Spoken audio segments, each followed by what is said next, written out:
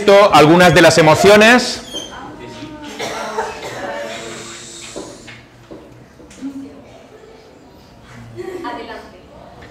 Bien, habéis visto algunas de las emociones. Esta, por ejemplo, ¿qué emoción puede estar expresando?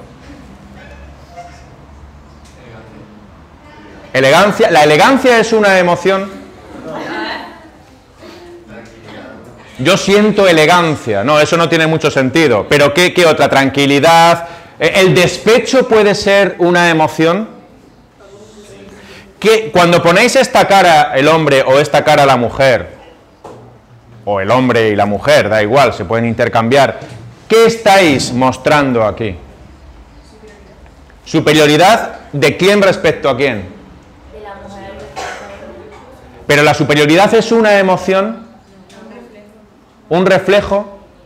¿Las emociones no son reflejos también? ¿Y esto qué es lo que expresa?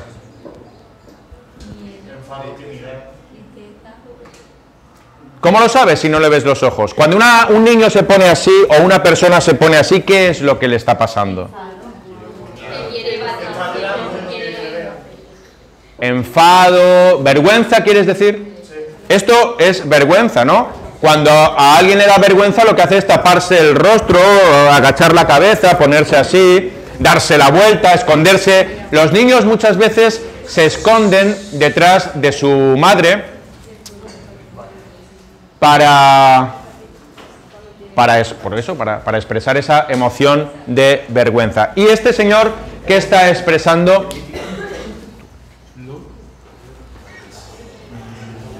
¿Qué es esta expresión?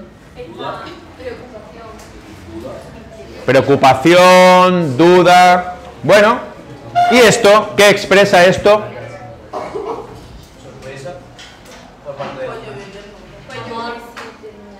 Bueno, ya os dijimos cómo hay que comunicarse con los bebés. ¿Os acordáis? Que hay que prolongar mucho las vocales para que puedan entenderlas bien, para que se vayan desarrollando. Hay una comunicación, no sé, aquí expresan felicidad, habéis dicho sorpresa también. Bien, vamos a ver, hay varias clasificaciones de las emociones. Según el psicólogo Ekman, existe la emoción de alivio, bochorno, complacencia, culpa, diversión, desprecio, entusiasmo, felicidad, ira, miedo, orgullo, placer sensorial, repugnancia, satisfacción, sorpresa, tristeza y vergüenza. Esas son todas las emociones. ¿Podríais pensarlas un momento y decirme, determinar, cuáles de estas son las que más sentís, las emociones que más existen en vosotros, en la sociedad o en el ambiente en el que os movéis? ¿Os sentís culpables con frecuencia? La culpa es una emoción. La sorpresa. Muy bien, ahora veréis, tendréis un examen y veréis preguntas. ¿Y qué emoción tendréis al ver la pregunta? Tú me dices sorpresa, ¿qué otras emociones tendréis? Vamos a utilizar los términos que utiliza Ekman. A ver, cuando tienes un examen sientes rabia, ¿por qué? Si te cae lo que no te has estudiado. Ah, sientes rabia. ¿Y qué otras emociones sentís? Nerviosismo. ¿Pero el nerviosismo es una de estas emociones? Tenéis que elegir una de estas emociones. El nerviosismo conduce a la emoción. ¿De acuerdo? Lo que queremos saber es exactamente qué emoción es la que sentís. ¿Esto se oye? Sí. Se oye bien, de acuerdo. ¿Alguna otra? Sí. Te quería preguntar si la seguridad se puede considerar una emoción, por ejemplo, ¿estás seguro?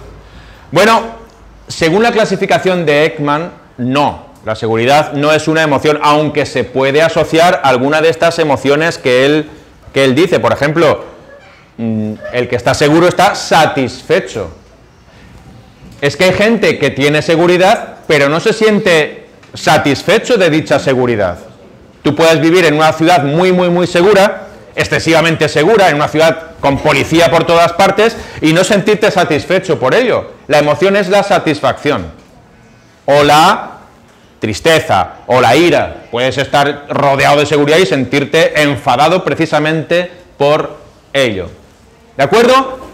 Pensad bien estas emociones.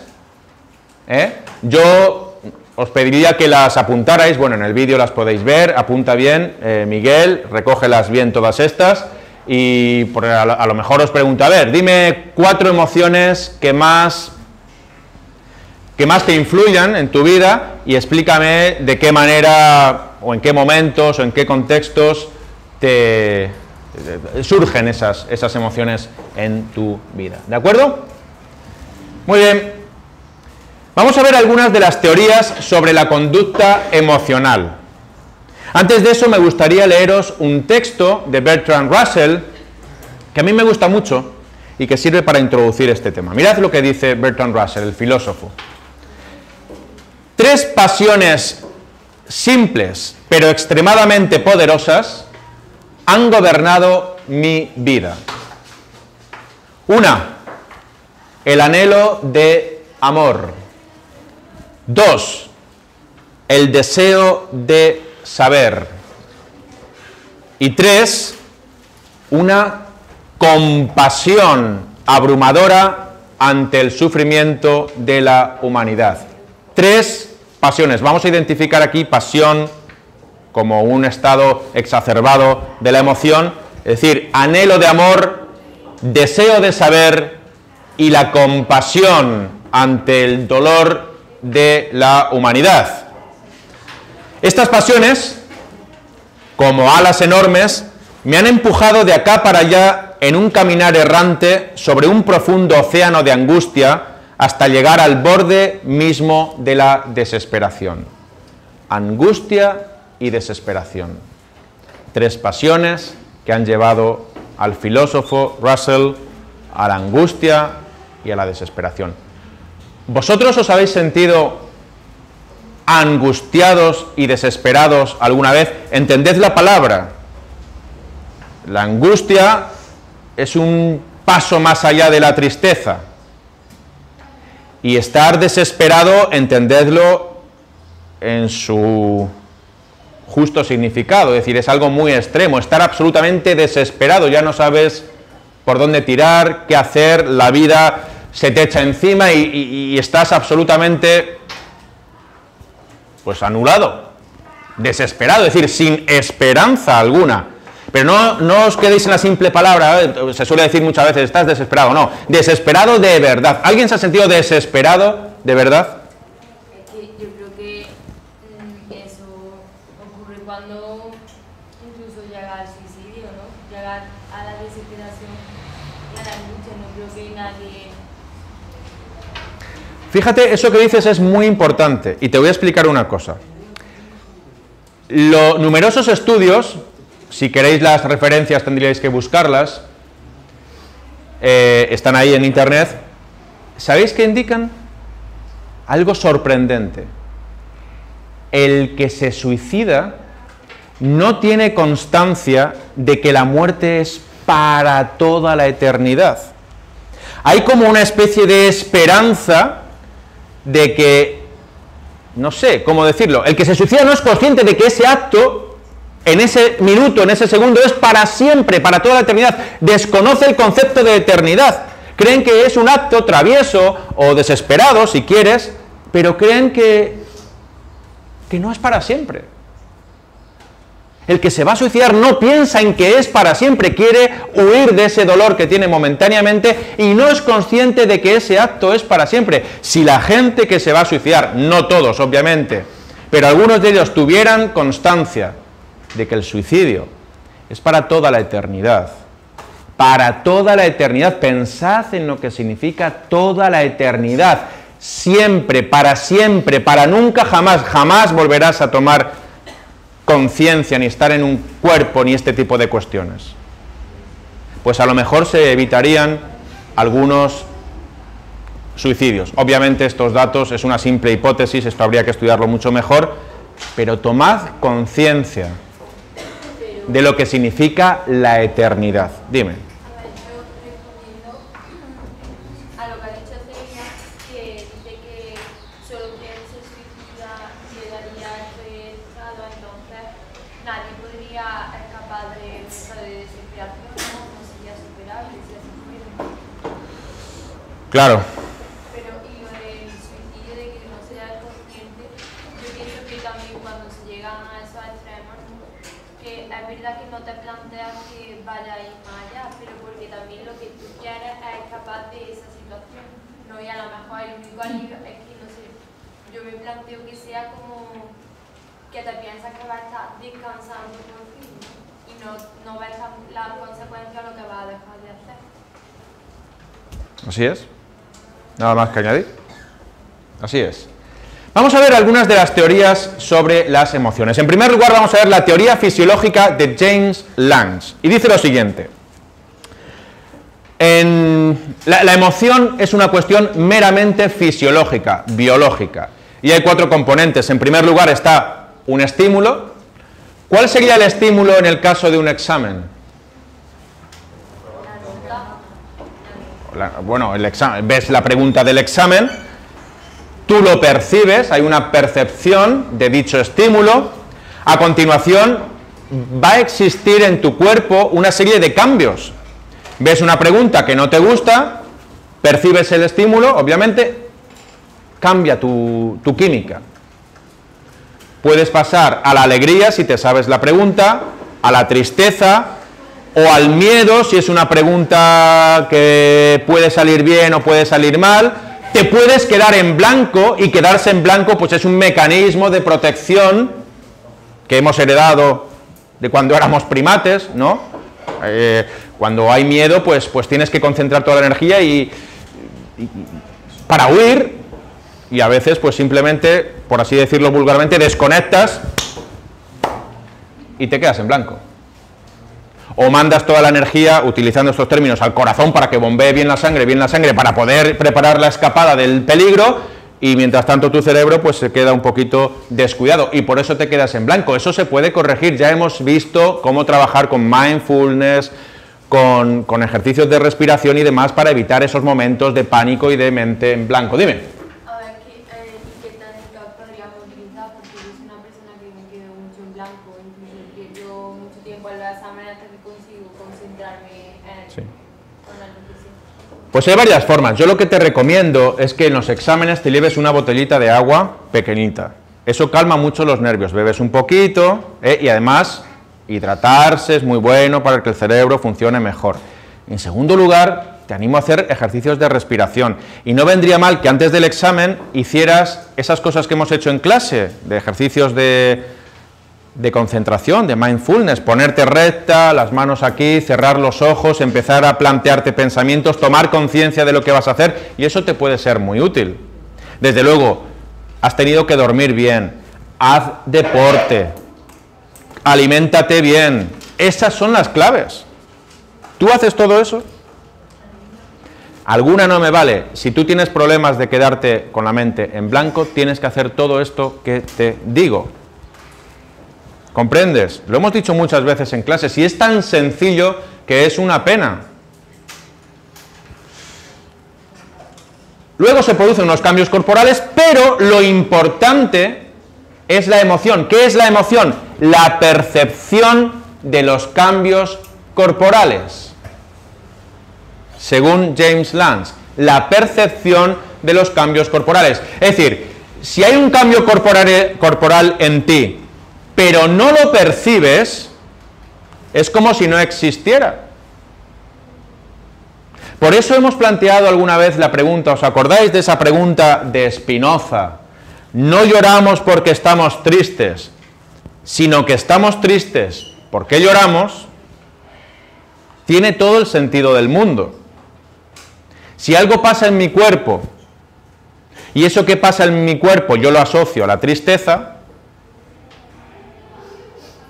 estaré triste. Pero si eso que pasa en mi cuerpo no lo asocio a la tristeza, lo asocio a otra cosa, simplemente pasa desapercibido, pues no sentiré tal emoción. ¿Estáis de acuerdo con la teoría fisiológica de James Lange? ¿Os parece razonable? Vamos a ver otras teorías y luego me vais diciendo cuál de ellas os parece más apropiada. Yo pienso Sí.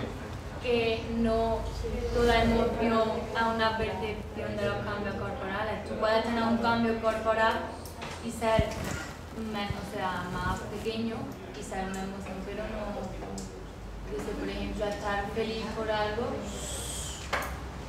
y apenas darte cuenta de por ejemplo, yo me considero que yo estoy feliz durante todo el día y eso es una emoción, ¿no? Pero no significa que me tenga que dar cuenta de... ¿Tú ahora mismo eres feliz y te estás dando cuenta de todo lo que pasa en tu cuerpo? No.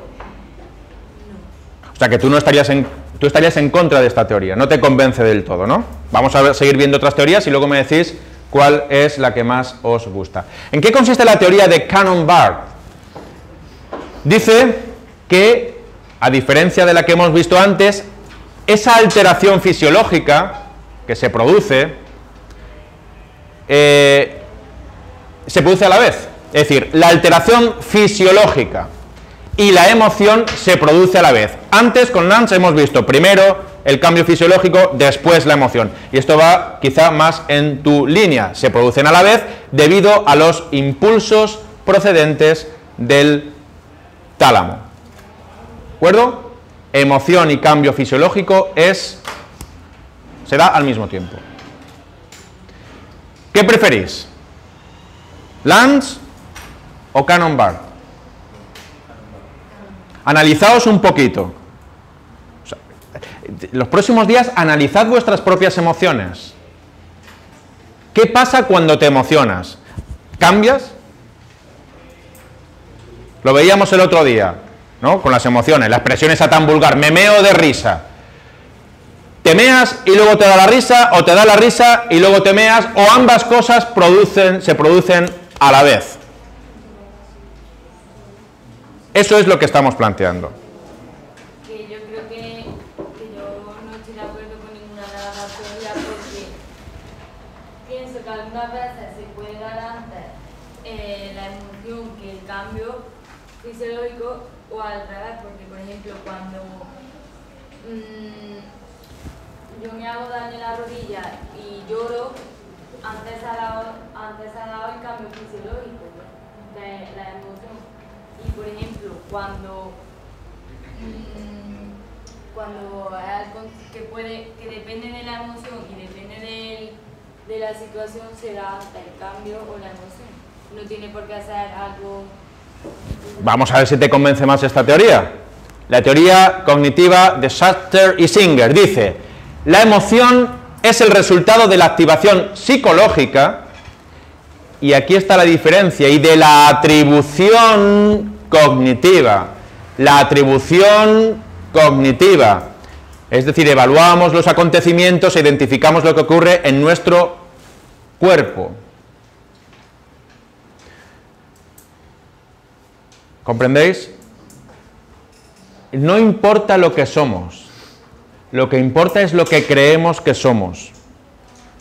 Viene a decirnos, no importa lo que sintamos, lo importante es lo que creemos que sintamos.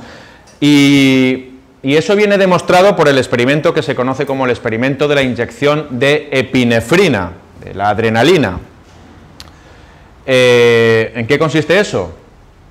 Básicamente, bueno, en internet hay varios vídeos que lo explican. Básicamente viene a decir que ¿sabéis lo que se siente cuando tenéis adrenalina, ¿no? En el cuerpo. La adrenalina se puede segregar naturalmente, por eso hay gente que se tira en paracaídas para segregar esa adrenalina natural y sentir emociones, pero también la adrenalina te la puedes inyectar. Entonces este experimento consiste precisamente en esto, te van pasando una serie de fotografías que te provocan una emoción, pero a algunos se les pone una inyección de epinefrina y a otros no. Entonces, los que son conscientes de que se les ha puesto la inyección de epinefrina sienten una emoción asociada a la inyección de epinefrina. Pero aquellos que no se les ha dicho que se les ha puesto la inyección de epinefrina, o se les ha puesto una inyección de otra cosa, de agua o yo que sé, cualquier cosa de estas, asocian su emoción a la fotografía que están viendo. Y si tenían que sentir placer, pues a lo mejor sienten una cosa totalmente distinta. Este es el experimento que demuestra que la teoría de Schachter y Singer puede ser cierta. Pero analizaos vosotros en vosotros mismos.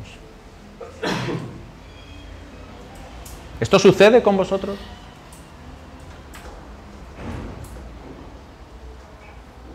No sé. ¿Podéis transformar rápidamente el llanto en sonrisa si lo atribuís cognitivamente de otra manera? ¿Cómo sabes la diferencia entre llorar de risa o de felicidad y llorar de dolor? Por el motivo. Y si cambias el motivo, Y si te afecta, no. tú suspendes un examen, te pone triste y lloras. ¿Tú puedes cambiar eso? Sigas pensando en mí. Simplemente hay que cambiar la atribución cognitiva. Esos pensamientos estoicos que te dicen, oye, mira, suspendido, yo he hecho todo lo que he podido, no merece la pena estar triste, ¿para qué? Es ¿De acuerdo? que yo creo que hago ese ejercicio porque cuando tengo una pesadilla y me levanto con muchísimo miedo, mi cabeza no hace nada más que pensar en la pesadilla y yo empiezo a pensar, piensa en cuando estuviste jugando el torneo de voleibol, como que yo atribuyo la emoción que tengo a otro pensamiento. Pues eso es un mecanismo de defensa y está... ¿Vale? Vamos a ver la teoría del proceso oponente de Solomon y Corbett. ¿En qué consiste esta teoría sobre las emociones? Pues os he puesto un ejemplo. El ejemplo de la moto. Vamos a ver. Primero, te regalan una moto, lo cual te provoca una alegría, ¿verdad? Eso es una respuesta emocional. ¿Qué cosas os provocan alegría? Álvaro, ¿qué cosas te provocan alegría?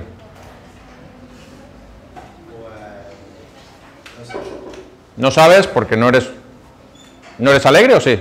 ¿O no se te ocurre ahora? Dime una. Aprobar selectividad, por ejemplo, te provocará una respuesta emocional de alegría. 2. Te acostumbras a la moto o te acostumbras, aprobáis la selectividad y a los 3 o 4 días ya volvéis otra vez a vuestro estado normal. La respuesta emocional va disminuyendo y recuperas tu estado de equilibrio. Eso es así. ¿Estáis de acuerdo con esto? Sucede así. Aunque os toque la lotería, 3 millones de euros, vais a estar contentos durante un mes. Luego ya recuperáis vuestro estado de equilibrio.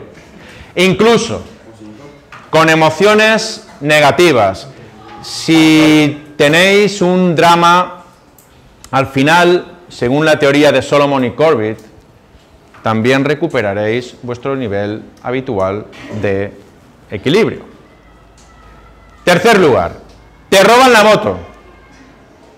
O de repente te dicen, oye, que nos hemos equivocado al corregir selectividad, que has suspendido. Eso sí, a que solo os duele de decirlo yo. Imaginaos, a los 3 días os llega una carta certificada, lo sentimos muchísimo, has suspendido. Bueno, pues en ese caso aparece la posreacción afectiva, debido a que aparecen sentimientos contrarios a los que experimentaste cuando te la regalaron o cuando aprobaste la selectividad. Somos absolutamente presa de las emociones, por eso es tan importante el trabajo que estamos haciendo con la inteligencia emocional, porque las emociones nos tienen o nosotros tenemos a las emociones, es lo que os deberíais plantear, ¿eh? Tú tienes tus emociones o tus emociones te tienen a ti. No olvidéis nunca eso. ¿Quién me quiere poner un ejemplo que le haya pasado en el que se hayan dado estos 3 casos de proceso oponente? Te ocurre algo bueno, recuperas tu nivel y de repente, ¡rum!, eso bueno era malo. ¿Alguien le ha ocurrido algo así? Bueno, pensadlo. Quedan ya 10 minutos y dado que tenéis un examen ahora, pues vamos a hablar sobre el estrés, ese tema que tanto os preocupa. ¿Quién me quiere dar una definición de estrés?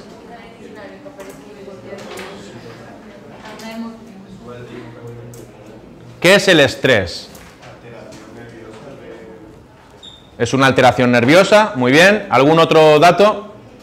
Que tiene consecuencias negativas. Que tiene consecuencias negativas. ¿Son siempre negativas las consecuencias del estrés? Depende Ya os he dicho en alguna ocasión que el estrés es el asesino silencioso, que poco a poco, sin que te des cuenta, te está matando y al final, a largo plazo, las enfermedades son horripilantes. Por eso es tan importante saber gestionar el estrés. Cuando os dan esos ataques de ansiedad, que os veo por el pasillo llorando y tal, eso no es tan difícil de gestionarlo y de sobrepasarlo y sobrellevarlo. Respirad bien, bebed agua, concentraos en vosotras mismas. Y digo vosotras porque parece que hay un mayor número de mujeres que de hombres, al menos por lo que veo entre vosotros, ¿eh? Causas del estrés. Venga, en primer lugar, la incertidumbre. ¿Os sentís estresados con la incertidumbre? Pero daos cuenta que la incertidumbre, ¿qué preferís? ¿Una mala noticia o preferís no saberla? No saber que hay una mala noticia. Depende de la puerta que sea. Un ser... Vamos a irnos al extremo. Tú eres un enfermo terminal. ¿A ti te gustaría saber que vas a morir? ¿Sí? Pues al parecer, porque esto hay varios libros que hablan sobre cómo comportarse cuando alguien está muriendo, si hay que decirle las cosas o no. El elemento de incertidumbre encierra también un elemento de esperanza. El no saber algo significa que a lo mejor puedes salvarte, pero en el momento que le dices la verdad, no te vas a salvar, la esperanza ya se acaba. Por tanto, si alguna vez os tenéis que enfrentar a una situación así, con un enfermo terminal, tantead muy bien qué decir, cómo decir, y tratad de descubrir si el paciente quiere saber la verdad o quiere permanecer en ese estado de incertidumbre que en el fondo es de esperanza, por mínima que sea. En cualquier caso, esta incertidumbre trae estrés. La incertidumbre lleva el estrés. Vosotros estáis más estresados porque no sabéis qué preguntas van a entrar en el examen. Luego ya lo hacéis y, pero si no era tan difícil, ya lo hacéis tranquilamente. Tenéis miedo al miedo. Miedo a la incertidumbre, miedo al qué pasará.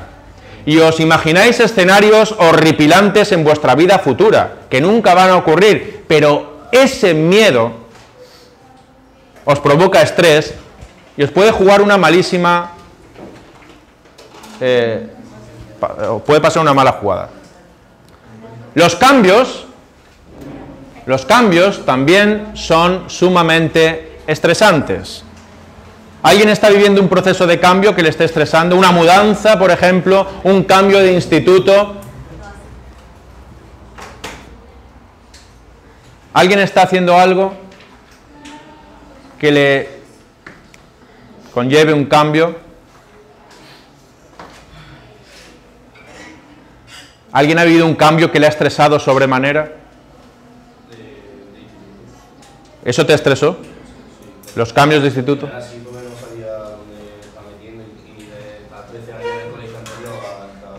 Sí, claro, es así.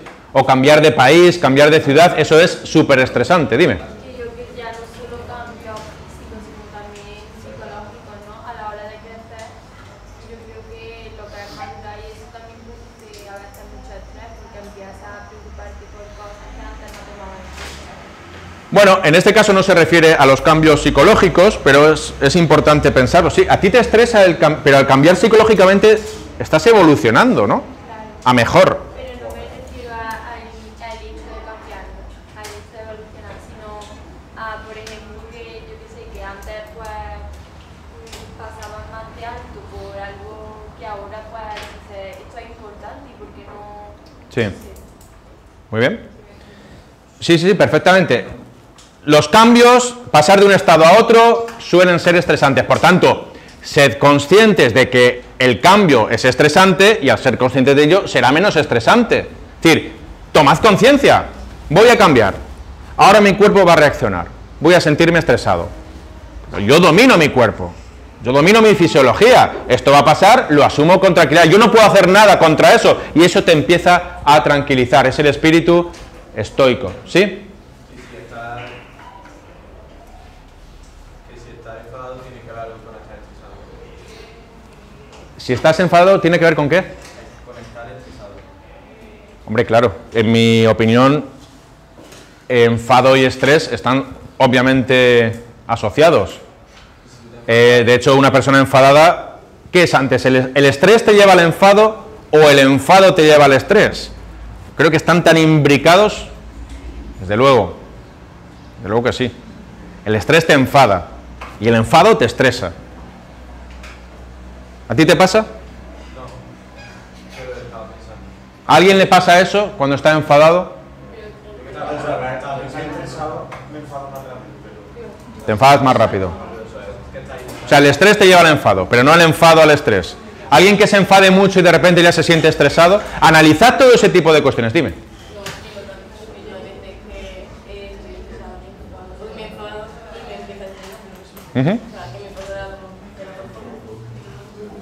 ¿De acuerdo? Bueno, la falta de información también es un elemento muy estresante. ¿Se os ocurre algún ejemplo? ¿Buscáis información? No sé, a mí se me ocurre lo de la burocracia y demás, que no... Dime, sí. Tiene que haber cuando alguien está estudiando un examen y le falta la mitad para estudiar. Sí, puede ser una razón, ¿de acuerdo? Veo que siempre son los exámenes el elemento estresor más importante para vosotros. Y es que es verdad, es que parece que no hay otro, en este momento no hay otro más importante que los exámenes.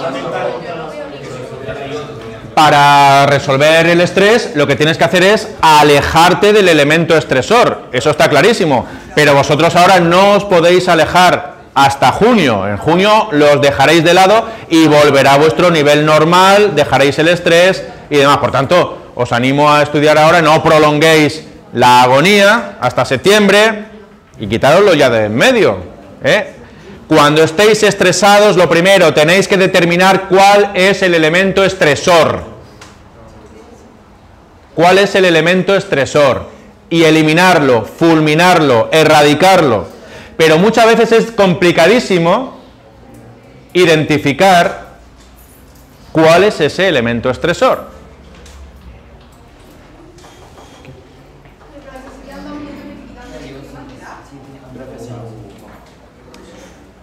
¿Sí? Otro elemento también es la sobrecarga de los canales de procesamiento. Sobrecarga de los canales de procesamiento, es decir, os sentís estresados cuando tenéis el examen de tal, de cual, no sé qué, y no sabéis cómo, y además os manda el profesor de psicología que leáis un capítulo del libro. ¿Cómo evitáis estresaros? Pues vais al profesor de psicología y le decís, por favor, ¿podemos cambiar el libro? Por favor, podéis cambiarme.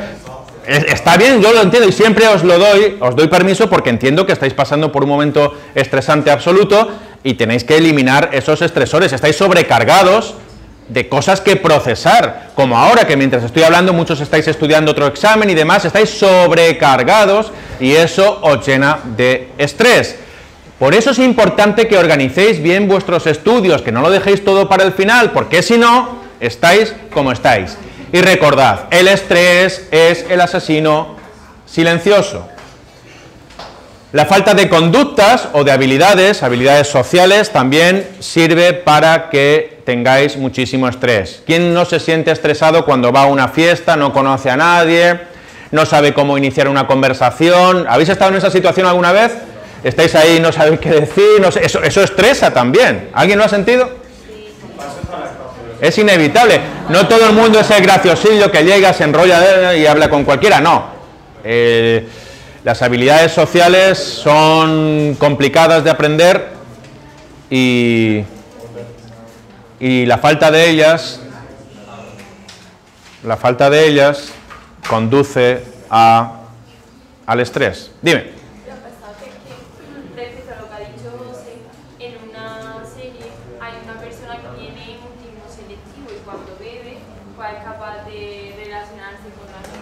Sí. El mutismo selectivo existe. Estás hablando de la serie de The Big Bang Theory, ¿no? Con este chico. El mutismo selectivo existe y creo que lo hemos tratado en alguna ocasión. El alcohol deja de reprimirte. Cuando uno bebe, sale aquello que cuando no está bebido lo reprime, lo esconde. Es como un tapón que quitas una espita y sale tu verdadero yo. Y entonces, eso, entre comillas, no estaríamos haciendo algo bueno, porque estamos, al fin y al cabo, sacando algo. Bueno, no. Cuando tú utilizas el alcohol para curar tu mutismo selectivo, ahí vas a generar una dependencia, cada vez vas a necesitar más alcohol y todos conocemos las consecuencias negativas del alcohol. Si tienes mutismo selectivo, lo que tienes que hacer es ir a un psicólogo y él te va a recomendar una serie de prácticas, de ejercicios que lo pueden curar. No es algo excesivamente, bueno, es complicado, pero no es excesivamente grave. Y desde luego, como empieces a acudir a sustancias tóxicas para curar tu mutismo selectivo, pues no solo tendrás un problema, sino que añadirás un segundo problema más. ¿De acuerdo? También sucede que... Bueno, un momentito. Bueno, con esto terminamos algunas cuestiones del estrés. Mañana seguiremos, el próximo día seguiremos con esto. Gracias a los que han estado detrás de internet. Cortamos la conexión. Hasta luego. Corta. Algunas de las emociones.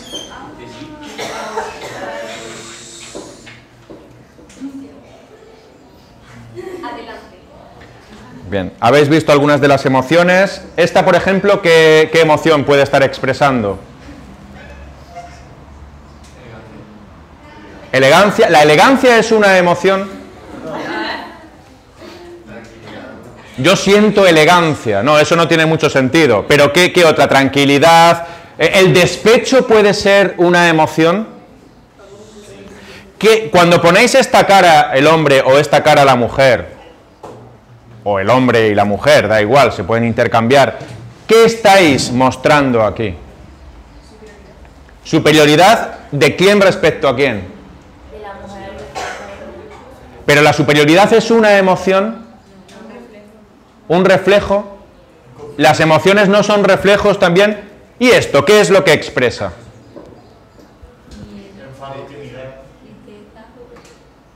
¿Cómo lo sabes si no le ves los ojos? Cuando un niño se pone así o una persona se pone así, ¿qué es lo que le está pasando? Enfado, vergüenza, ¿quieres decir? Esto es vergüenza, ¿no? Cuando a alguien le da vergüenza, lo que hace es taparse el rostro, agachar la cabeza, mirar. ¿Cuáles de estas son las que más sentís, las emociones que más existen en vosotros, en la sociedad o en el ambiente en el que os movéis? ¿Os sentís culpables con frecuencia? La culpa es una emoción. La sorpresa. Muy bien, ahora tendréis un examen y veréis preguntas. ¿Y qué emoción tendréis al ver la pregunta? Tú me dices sorpresa, ¿qué otras emociones tendréis? Vamos a utilizar los términos que utiliza Ekman. A ver, cuando tienes un examen sientes rabia, ¿por qué? Si te cae lo que no te has estudiado. Ah, sientes rabia. ¿Y qué otras emociones sentís? Nerviosismo. ¿Pero el nerviosismo es una de estas emociones? Tenéis que elegir una de estas emociones. El nerviosismo conduce a la emoción. ¿De acuerdo? Lo que queremos saber es exactamente qué emoción es la que sentís. ¿Esto se oye? Sí. Se oye bien, de acuerdo. ¿Alguna otra? Sí. Quería preguntar si la seguridad se puede considerar una emoción, por ejemplo, ¿estás seguro? Bueno, según la clasificación que dice Bertrand Russell, el filósofo, 3 pasiones simples pero extremadamente poderosas han gobernado mi vida. Una, el anhelo de amor. 2, el deseo de saber. Y 3, una compasión abrumadora ante el sufrimiento de la humanidad. 3 pasiones. Vamos a identificar aquí pasión como un estado exacerbado de la emoción, es decir, anhelo de amor deseo de saber y la compasión ante el dolor de la humanidad. Estas pasiones, como alas enormes, me han empujado de acá para allá en un caminar errante sobre un profundo océano de angustia hasta llegar al borde mismo de la desesperación. Angustia y desesperación. Tres pasiones que han llevado al filósofo Russell a la angustia y a la desesperación. ¿Vosotros os habéis sentido angustiados y desesperados alguna vez? Entended la palabra. La angustia es una ponerse así, darse la vuelta, esconderse. Los niños muchas veces se esconden detrás de su madre para expresar esa emoción de vergüenza. Y este señor, ¿qué está expresando?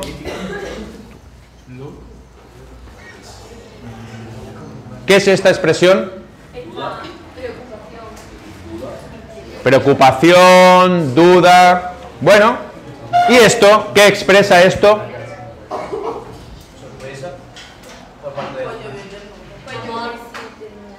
Bueno, ya os dijimos cómo hay que comunicarse con los bebés. ¿Os acordáis? Que hay que prolongar mucho las vocales para que puedan entenderlas bien, para que se vayan desarrollando. Hay una comunicación, no sé, aquí expresan felicidad, habéis dicho sorpresa también.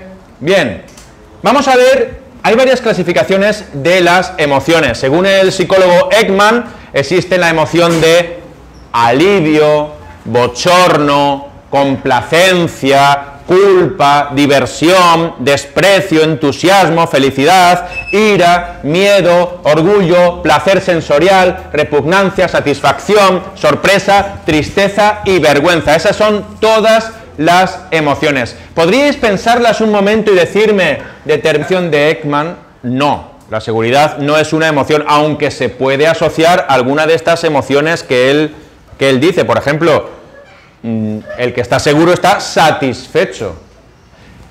Es que hay gente que tiene seguridad, pero no se siente satisfecho de dicha seguridad.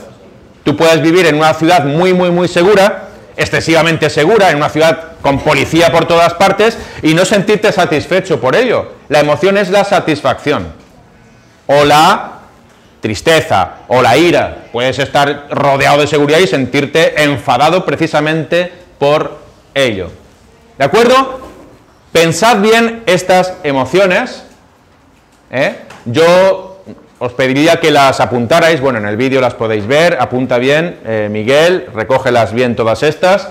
Y a lo mejor os pregunto, a ver, dime 4 emociones que más te influyan en tu vida y explícame de qué manera, o en qué momentos, o en qué contextos surgen esas emociones en tu vida. ¿De acuerdo? Muy bien. Vamos a ver algunas de las teorías sobre la conducta emocional. Antes de eso me gustaría leeros un texto de Bertrand Russell que a mí me gusta mucho y que sirve para introducir este tema. Mirad lo que